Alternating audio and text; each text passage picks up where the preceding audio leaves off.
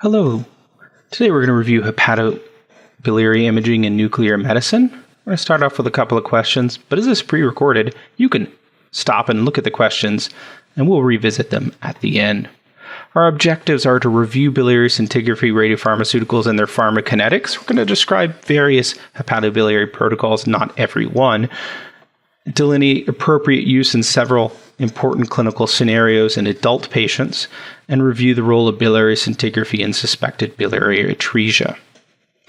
So most of this lecture is from an adult perspective. The literature in adults is much more robust than that of children, but we will highlight some pediatric areas along the way. Many topics, of course, are going to be covered at a very high level, and we're going to highlight protocol recommendations that come from procedure standards or practice parameters published by the various societies. I know that there are many different ways nuclear medicine departments perform some of these studies, but again, we're going to focus on the ones that are recommended by the societies. So there are two current FDA-approved biliary agents in use, tecmeverfinin and tecdisafinin. Both agents are taken up by the hepatocytes in a similar fashion to unconjugated bile salts. Gets into the liver quickly and with max liver activity at about 10 minutes for both studies. And they have similar hepatic T1/2 extractions of around 17 minutes. Meverfinin does have a much higher hepatic extraction fraction of 98%, almost all of it's getting in. And it is the preferred modality for patients with elevated bilirubins because of this. Even a bilirubin of 20, as you can see, there's a 70% extraction fraction. And this is what meverfinin itself looks like. If we were going to look at tecmeverfinin, we'd actually take two of these, put a technetium in between, and so you'd have a much larger molecule. Disafinin has a lower extraction fraction of 88%, still no slouch, and a much higher renal excretion rate, which, by the time we're imaging, at least you get about 6% in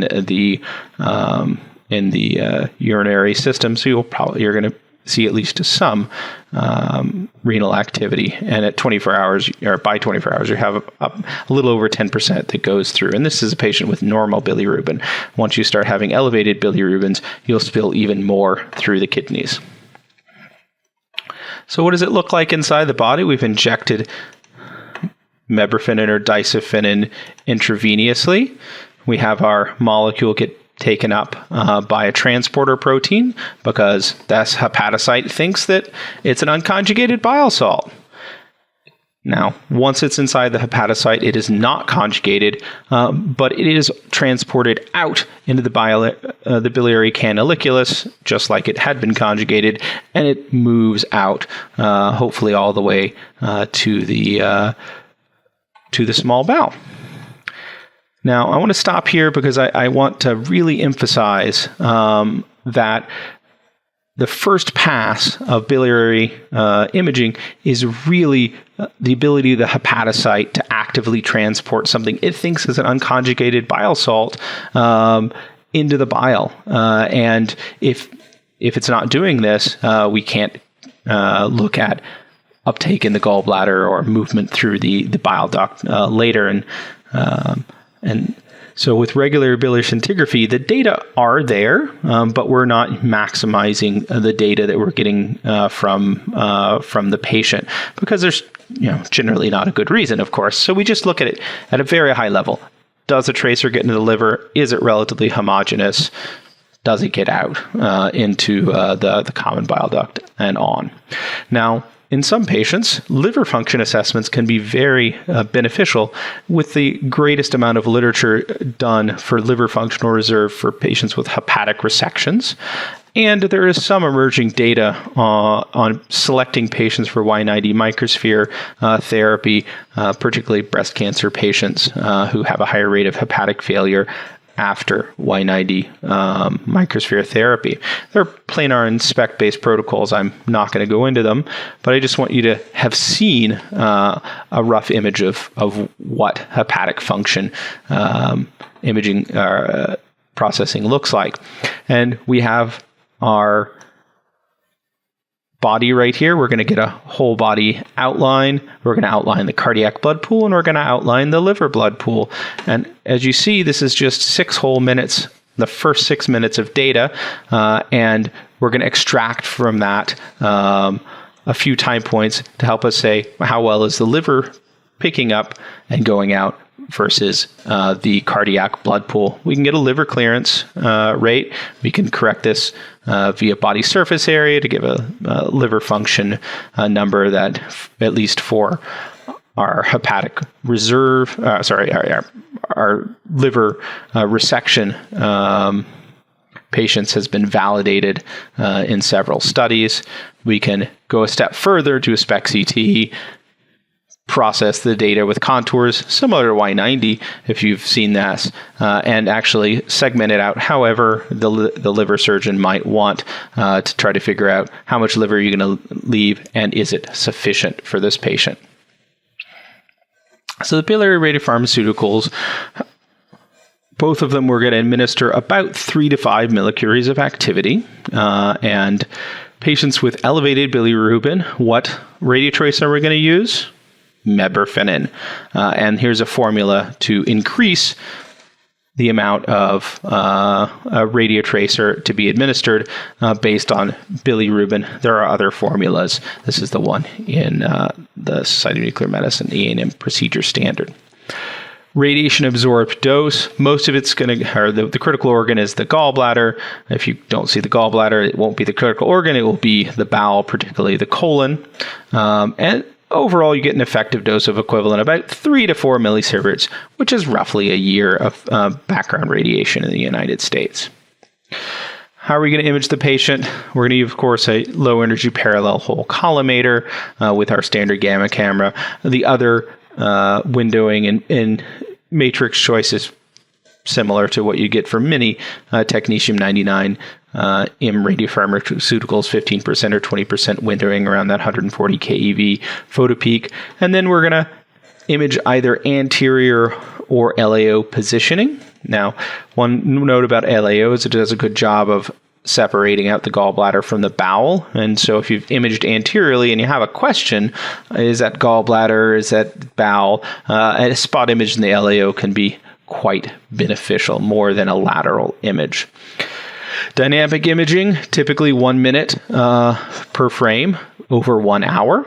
Now, some do recommend the first minute that you image at 1 second or 2 seconds a frame. And we can take this data and reframe it into larger chunks, often at 5 minutes, say. So we can take that, in combining all that activity, sometimes we can see subtle things that we couldn't see when there's less data on those 1 minute per frame images. Now, of course, if you took the data originally at 5 minutes a frame, we can't separate that back out to smaller time frames because we're not doing list mode imaging. How do we want the patients prepared? Well, for fasting, we like them to fast a minimum of 4 hours. We'd really like a little longer, at 6 hours preferred. Now, if they haven't eaten anything for 24 hours, or if the only thing they've eaten in the past 24 hours is very minimal, say a cracker or two, that doesn't give you about 10 grams of fat, therefore, we assume that the gallbladder has not contracted very well. And what happens over that 24 hours is the gallbladder fills, then water is drawn out from by the gallbladder wall. It gets more sludgy, and you get this repeated cycle. So you end up with a pretty viscous bile in the gallbladder after about 24 hours, making it very hard for our radiopharmaceutical to go in. We don't want to cause a false positive just because there's viscous, sludgy bile in there. So the recommendation is to administer 0.02 micrograms per kilogram of Syncolide over 30 or 60 minutes, and then wait at least 30 minutes before injecting your radiopharmaceutical to make sure that your gallbladder has had time to start opening back up. Opioids are a frequent issue with biliary scintigraphy because patients often come from the ER in pain and therefore they've had medicines to help alleviate that pain. For opioids, we want to delay the study for 4 half-lives, which will reduce the interference. And what does morphine do? Well, the sphincter of Oddi has mu receptors, and therefore it will contract, and you get about a 50% increase in tone of the sphincter of Oddi with opioids. For morphine itself, with a half-life of 2 to 4 hours, the minimum you would think would be about 8 hours, though it's not infrequent that people use a few less hours than that. Because of that increased tone in the sphincter of Oddi, you can falsely reduce the ejection fraction and cause a false negative study for chronic cholecystitis if you've already pushed your radiopharmaceutical back in when otherwise it may not have entered the gallbladder in the first hour. Breastfeeding, neither intact mebufotenin and disulfiram appears to enter the breast milk. Now, these radiopharmaceuticals will get broken down. There's some free tech that will circulate and that will go out into the breast milk, but it's such a small amount that there's no recommendation for breastfeeding. ICRP is the International Council of Radiation Protection, which is an international group that evaluates radiation safety issues, not just in nuclear medicine and radiology, but for other industries as well, and will put out publications that directly look at this. 106 focuses on breastfeeding, among other things. Now, from a regulatory standpoint, you do not need to give written instructions for patients who are breastfeeding, but it is a good recommended practice to give patients written and verbal instructions about breastfeeding, and of course, document that you did this. For pregnancy, because it is such a low amount of dose to the fetus, or that there's not a requirement to test for pregnancy prior to this study. However, if the patient states she's pregnant or is visibly pregnant, it's a good idea to counsel the patient and then document the counseling. It's just good for the patient because radiation is a scary thing, and they often have many ideas and can feel much more relieved after understanding how little of an issue it is for this particular study. What are some appropriate indications? So these are all for adults. In the last appropriate use criteria from the Society of Nuclear Medicine, European Association of Nuclear Medicine, and the American Gastroenterologic Association put out a few years ago, there's insufficient data for all pediatric indications due to the paucity of literature and high quality literature, unfortunately. So all of these appropriate use are just for adults. So things that make sense, and you've seen before: suspected acute cholecystitis or cystic duct obstruction, acute upper abdominal pain that's been worked up, and at least acute cholecystitis is suspected. Chronic upper abdominal pain, again, where a gallbladder etiology is suspected, and suspected chronic cholecystitis goes right with that. If there's a biliary obstruction, now, of course, other imaging is going to go into this, and this would not be your first choice. If there's a biliary leak, we'll go over what makes sense or when it makes sense to use this study. And then functional biliary pain syndromes. This is not a well-defined set of disease processes at the moment, but it can help further to diagnose and possibly suggest treatments for these patients. So what does a normal biliary scintigraphy look like? Well, we want to see that liver, like we said, take up rapidly, get out rapidly, fill the gallbladder, get out into the small bowel. Now, why do I have it darker over here? I want you to focus right up there. This is the same patient, and this is the cardiac blood pool. Look how quickly that cardiac blood pool goes out. And it's something we don't necessarily talk about that often, but it's really important because it gets at the heart of how well this radiotracers being taken up, and we'll see instances later on where the cardiac blood pool sticks around. That blood pool should be gone by 5 minutes. Should see the liver very early on and see that pretty much the whole liver, at least as an outline, within 1 minute. And like we said, 10 minutes for peak liver activity. And by 60 to 90 minutes, the majority of that tracer is going to be in the bowel in normal patients.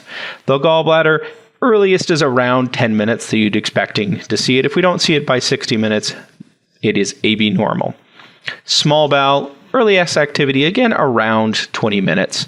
And if the bowel does not show up by the first 60 minutes, it's called biliary to bowel transit delay or delayed biliary to bowel transit. What does it mean? Well, in 20% of normal people in some studies, they can have delayed biliary to bowel transit. Of course, if we've got morphine on board, that can, and other medications as well, that can delay biliary to bowel transit. And of course, it could also mean that there's a partial bowel obstruction. It is not specific, and since so many normal people have it, it's not something that is high on the comments. However, in certain situations, particularly a biliary leak, it is very important to say that the bile moves to the bowel, if it does, because your surgeons are looking for that. Okay. And this patient with right upper quadrant pain, what do we see? Well, we see some beautiful biliary radicals. You often see the left but not the right intrahepatic bile ducts because they're closer to the camera and the left lobe isn't as big and such. And of course, it goes out. We don't see anything in the gallbladder. Okay. So what is the next step? What are you going to do? Well, we have two choices. One, morphine sulfate. Why do we give it? Well, like we said, it increases that sphincter of OD tone by 50%. And the idea is that by increasing the sphincter of OD tone, we'll take the activity that's left in the liver and in the common bile duct and try to force it back into the gallbladder preferentially. We want to see if that cystic duct is patent. How much are we going to use? Well, the recommendation is for 0.04 milligrams per kilogram intravenously up to 4 milligrams. And it's pretty simple. At 50, you'd give 2 milligrams. At 75, you'd get 3 milligrams. And at 100 kilograms and above, you're going to give 4 milligrams. You can quibble whether you want to split up to less than a round number of milligrams of morphine and such. So, many people use a set dose of 2 milligrams. The concern is that in large patients, this is an insufficient dose, and you may not get as much sphincter of OD tone increase as you would like. And then after we've given the morphine, we're going to image for 30 minutes, and do we see the gallbladder or not? Alternatively, we can take a delayed spot image of the abdomen at 3 to 4 hours after tracer injection. In patients with really poor hepatic function, we're going to need to wait to the next day sometimes. We'll still get that 3 to 4 hour image just in case, but often we'll have to take next day imaging. And with a half-life of 6 hours, it's not a problem to do next day imaging with technetium. Okay.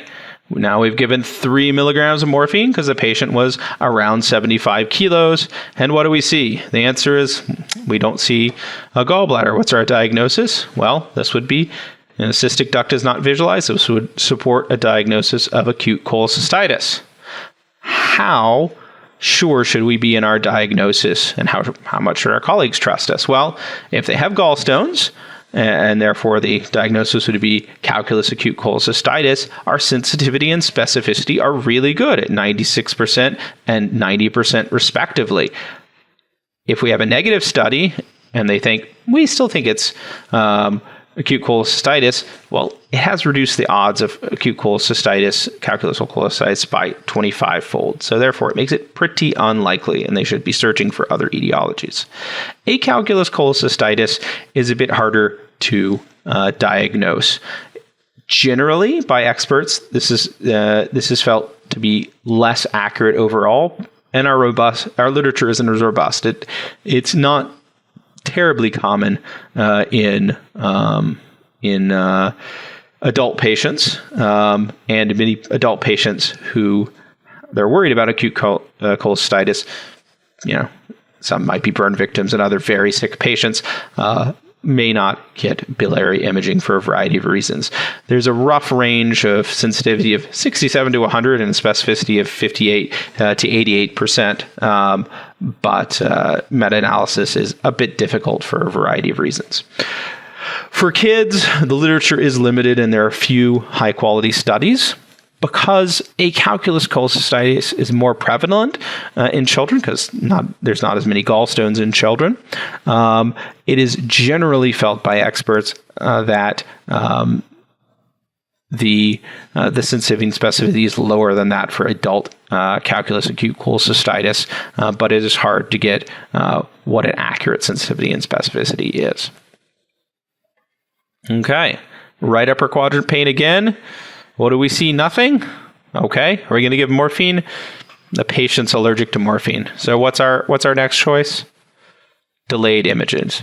And this is a 4-hour delayed image. We've done our job. The gallbladder filled, and we know that this is not an acute cholecystitis. Now, of course, it's AB normal for the gallbladder to not fill in the first hour, and therefore this patient has some issue. Could it be chronic cholecystitis? Definitely, and maybe up to 70% of the cases. Could it be medication effect or other etiologies? It's possible. You need to dig in there. What other findings might you see? So here's the rim sign, this increased area of activity along the gallbladder fossa, which, as you can see, does not have any tracer activity in the gallbladder. This is presumed. It's presumed that this is due to increased hyperemia, increased blood flow in the area because of the inflammation. And if you deliver more blood flow, you're going to deliver more tracer to the area. Of note for your surgeons, this has a higher rate of gangrenous cholecystitis in about a third of patients with a concomitant higher risk for conversion from a laparoscopic to open cholecystectomy. It doesn't mean it definitively will happen, but your surgeon will want to know about that. Also, biliary reflux into the stomach. You often see a little bit of gastric reflux of the tracer, but this is way, way, way more than you'd ever expect. Now, could this be the etiology of the patient's pain? It could be. Now, we also don't see the gallbladder. Maybe she has 2 reasons for her pain. But if there's marked biliary reflux in the stomach, that also should be noted. What happens if the tracer activity just doesn't get out of the liver? Well, that's a persistent hepatogram. And here is the 60th minute of mebrifinin imaging, where we don't see any evidence that it's got into the biliary tree, or of course not into the small bowel as well. We see bladder, which means we're spilling tracer activity through our secondary excretion via the kidneys. Why might this happen? Well, hepatocyte dysfunction. Did the patient take a bunch of Tylenol? Is it another form of hepatitis? Possibly. Cholestasis due to TPN or other etiologies. Is there a high-grade biliary obstruction from a variety of reasons? And therefore, the liver has been, the bile has been backed up, and the hepatocytes can't move any of it effectively out. For this, we're going to need to take delayed images again, and often at 4 hours, and typically when you see this sort of pattern and look at that persistent cardiac blood pool activity that we talked about, even an hour after, it should be gone by 5 minutes and there's still some cardiac blood pool activity, that we're going to need that 24-hour delay. Now in this patient, they did a SPECT to actually figure out that this activity is in the colon and some of that activity is in the gallbladder. So even at 24 hours, sometimes we can say, hey, that was just a very poorly functioning liver. The cystic duct is patent. But usually for taking 24-hour images, we're not seeing the gallbladder, and our sensitivity and specificity is very poor, just because often very little gets out of the liver, depending on the etiology. All right, let's shift gears. Now the gallbladder has shown up, and we want to figure out, if we contract the gallbladder, if we can make it contract, does it do so in a normal fashion? And why is that important? Well, low gallbladder ejection fractions are predictive of abdominal pain relief after cholecystectomy, which is a good thing. Patients want to feel better. And chronic cholecystitis is frequently seen when you have a delayed filling of the gallbladder and an abnormal ejection fraction, up to 70% of cases in some literature. There are two well-validated methods, and I should put a little asterisk on that. One is with Syncalide, which takes the last 8 peptides of the C-terminal end of CCK, which is, of course, made by the intestine, and its main effect is that it causes the gallbladder to contract, using 0.1 to 0.2 micrograms per kilogram. This is the same thing we used if the patient was fasting to contract their gallbladder. There is one really high-quality multi-center trial that reviewed multiple different protocols. The most accurate of those protocols was 0.02 micrograms per kilogram over 60 minutes.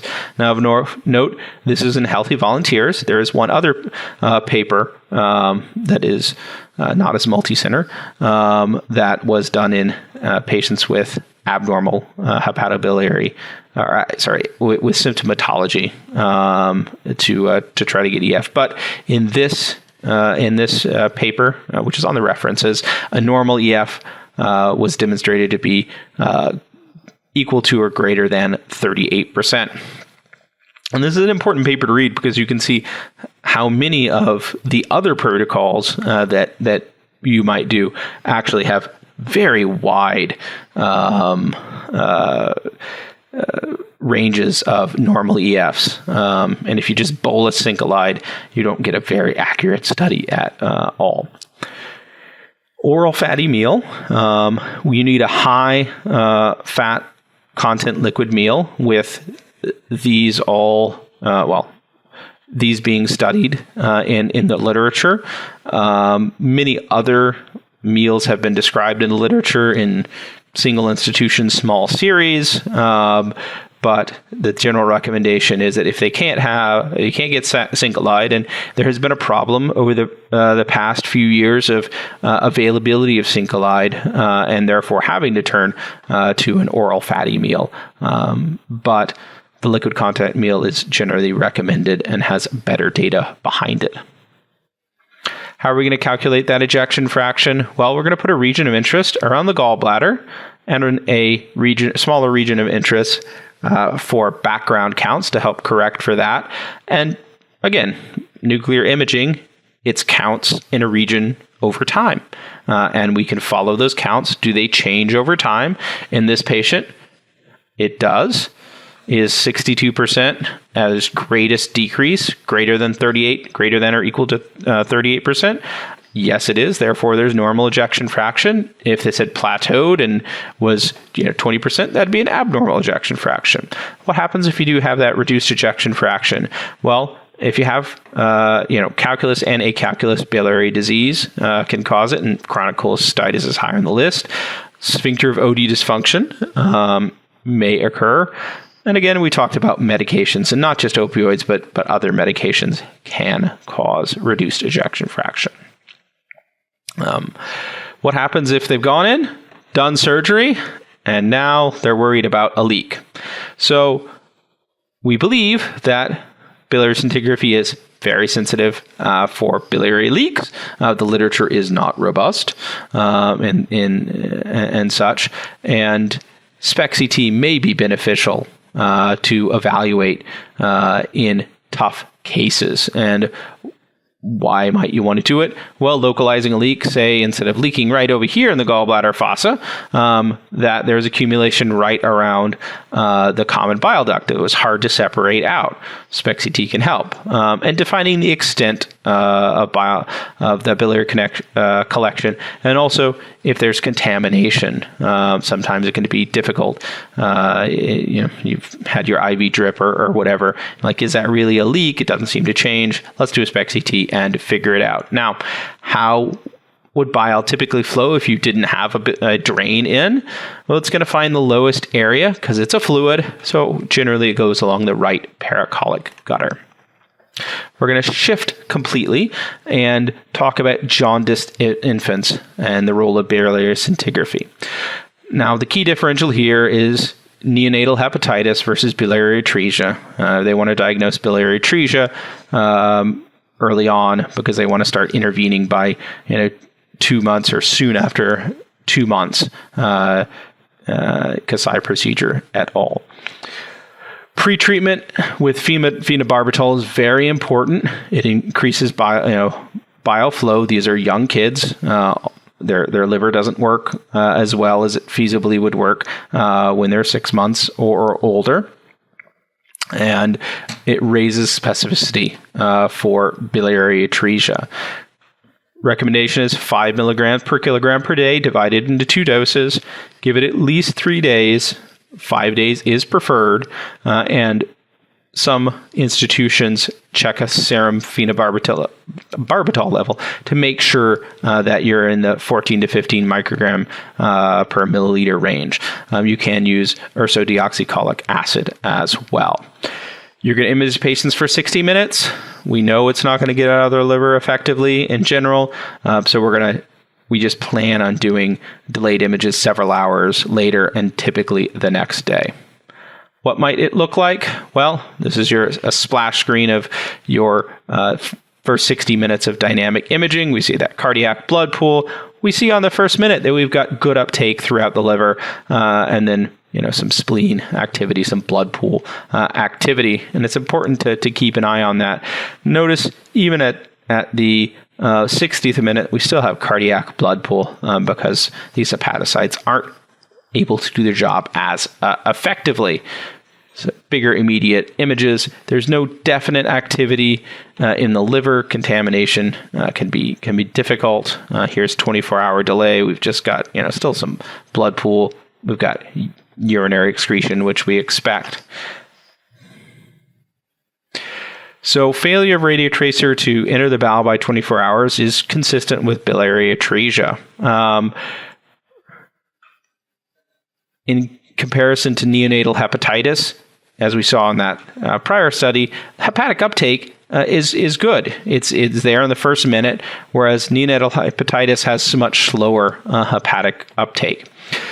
Of note, in patients with severe impaired liver function for other reasons other than neonatal hepatitis or just really immature hepatocyte function, they can have absent bowel activity even at 24 hours. Neonatal hepatitis, it's very unusual to not have bowel activity at 24 hours. And both renal activity and urine activity can be misinterpreted as bowel. Here are some topics that I have not covered, and should you be interested, you can look them up on your own time. Here are some references. So question 1, what is the appropriate dose of morphine sulfate for a 150 kilogram patient so we can perform morphine augmented biliary scintigraphy after we didn't see the gallbladder? Is it 1, 4, 6, or 8 milligrams? It is 4 milligrams. Morphine calculation recommendation is 0.04 milligrams per kilogram up to 4 milligrams. Thus, any weight over 100 kilograms, and 150 is more than 100, 4 milligrams.